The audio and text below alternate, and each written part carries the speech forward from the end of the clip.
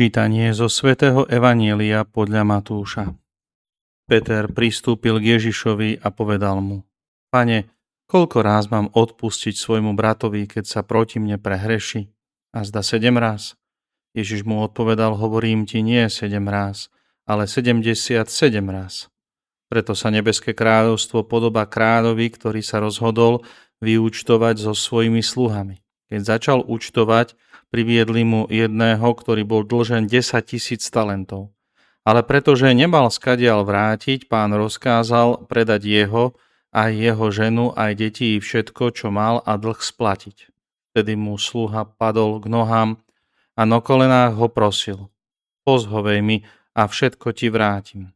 A pán sa nad sluhom zľutoval, prepustil ho a odpustil mu aj dlžobu. No len čo ten sluha vyšiel, stretol sa so svojím spolusluhom, ktorý mu dlhoval 100 denárov. Chytil ho pod krk a kričal: Vráť, čo mi dlhuješ. Jeho spolusluha mu padol k nohám a prosil ho: Pozhovej mi a dlžobu ti splatím. On však nechcel, ale odišiel a vrhol ho do žalára, kým dlh nesplatí.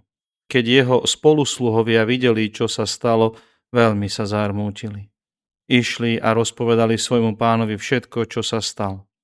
A tak si ho pán predvolal a povedal mu: Zlý sluha, ja som ti odpustil celú dlžobu, pretože si ma prosil. Nemal si sa teda aj ty zľutovať nad svojim spolusluhom, ako som sa ja zľutoval nad tebou?